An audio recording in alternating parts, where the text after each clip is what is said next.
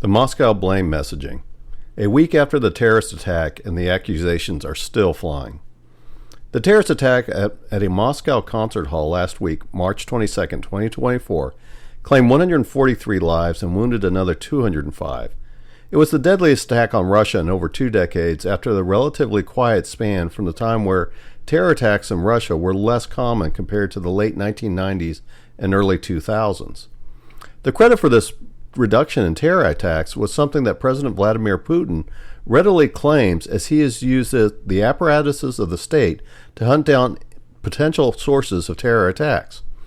The primary organization that is responsible for this achievement is the Federal Security Service, or FSB, and this week the head of the FSB, Alexander Bortnikov, asserted that the FSB believes that the Ukraine is behind the attack despite ISIS-K taking credit for it. Does the FSB have proof that this is true? Or is it a way for the security service to deflect blame for a security lapse? Shortly after the attack, ISIS-K took credit for the Moscow attack, and both the United States and France stated they had intelligence of an imminent ISIS attack and that they passed on this intelligence assessment in early March to the Russians and the Belarusians as a warning. The warning was subsequently ignored by the Russian government. So despite this claim of responsibility and Western intelligence warnings, Bortnikov states that it's the Russians' belief that Ukraine is responsible, but he provided no proof of his assertions. Alexander Bortnikov is also restating the assertions of President Putin, so his statement is one of the Russian government's solidarity of Ukrainian involvement. The FSB stated that the terrorists were heading to the Ukraine when they were arrested, and the FSB added a statement that Ukraine has a motive to attack Russia through the use of terrorism. This can be argued from the perspective that when the Chechens were fighting Russia, they conducted terror attacks inside Russia, so the logic is that if Chechens used terror to attack Russia in its war of independence, then the Ukrainians would be capable as well. It is true that using terrorism is a way for small organizations or countries to attack a much larger and powerful opponent. The only assumptive assertion of the Russian position to blame Ukraine is circumstantial logic. Terrorists escaping in the direction of Ukraine and associative Russian experience with the Chechen tactics when fighting Russia. Bortnikov also made further assertions against the West over the attack. One open factor that can be argued from the Russian opinion, or at least one that has not been proven one way or another, is that terror attacks require money, and at least one terrorist captured by the Russians claims that he took payment from an unknown source that was arranged over the phone. The open question is who was making the payment. This has not been answered yet, so it is something that can be speculated, and the Russians are publicly speculating that it was the Ukraine or U.S. and British intelligence services that did this. Even if the terrorists were Islamists or members trained by ISIS-K, they could have been recruited and secretly funded by the intelligence services of the West or Ukraine to strike at Russia. So it could be both ISIS-K attack, but also one that the West and Ukraine are responsible, since they were the ones that at least paid for it and could have helped plan it.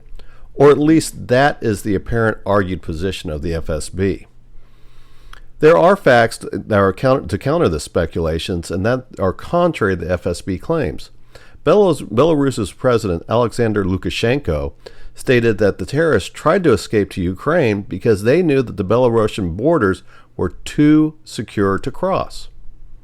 This is an acknowledgement that Ukraine was not necessarily their planned escape route or an established haven for terrorists. The terrorists were also from Tajikistan, a former Soviet republic in Western Asia, so they could have been attempting to flee south to fade back into Asia and Tajikistan. At least several of the terrorists are from Tajikistan, which is an Islamic country that has a common border with Afghanistan, and ISIS-K operates in Afghanistan. Tajikistan nationals have been involved in terrorist attacks in 10 different countries in the name of Islam, so the country is a proven terror recruiting ground. The other tie to ISIS-K is that it is a Sunni Islam associated terror organization, and Russia has aligned itself with sworn enemies of the Sunni cause by supporting the Syrian regime of Bashar al-Assad and the Shiite-dominated Iranians, who are both enemies of the Sunnis. Russia has sided against the Sunnis in the rivalries in the Middle East and West Asia, so it can be seen as a significant target of a Sunni terrorist organization. The other argument that supports ISIS-K involvement is not only the common Afghanistan-Tajikistan border, but also the law that allows citizens of Tajikistan to travel freely into Russia without a visa for up to 90 days. Relying on Tajikistan citizens means that ISIS-K has fewer obstacles to get terrorist personnel in place inside Russia without raising significant alarms. The FSB is responsible for internal security inside Russia. The Ukraine-Russia war has stretched the resources of the FSB as it has increased activities to suppress dissidents, opposition politicians, and protesters that are against the war in Ukraine. Cross-border activities also must be monitored to ensure that Ukrainian-supported anti-Putin Russian militias are not active inside Russia to sow dissent and carry out sabotage. The Russians held a national presidential election that spanned from March 15th to March 17th of 2024 that the FSB was responsible to ensure that it was conducted peacefully from both attacks and protests.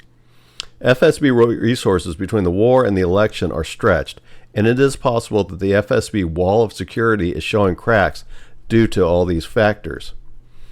The FSB and Putin could be blaming Ukraine and the West to deflect from their own failures and refocus the Russian anger at the horrific attack towards what Putin states are enemies of Russia and Russian culture. The Russian leadership certainly will not want to admit to its citizens that the war that has cost so many lives is also costing Russian security and creates a fear of terror attacks increasing to levels not seen in 2 decades. The reason for Ukraine not to carry out the attack were outlined in a past article under talking about Moscow terror attacks. Link provided. Ukraine has more to lose than to gain from terror attacks on Russia, so they are plausible suspects but not likely suspects. The intelligence services in the West facilitating an attack are also plausible, but the risk of being exposed is significant. The attack was carried out publicly and from Russia's sphere of influence. The likelihood of conducting such an attack and not getting exposed by Russian intelligence is a significant risk and not worth the chance due to the fallout, including an open war with Russia if their involvement was exposed. Again, it is plausible for Western involvement, but not likely due to the high cost of exposure with little gain. The Russians will pursue the investigation and will most likely follow the money trail to establish suspects' plausible deniability or plausible accountability. The other likelihood is that the detailed results of such an investigation will not be made public, so the Russian conclusion will need to be taken at face value to see if it can stand up to scrutiny. The most likely scenario points towards ISIS-K being responsible party, but will the money trail also support the likely scenario, and is this something that we may never get the answers? The unfortunate fact is that 143 people lost their lives, and it is hoped that their lives are worth and deserve a meaningful investigation.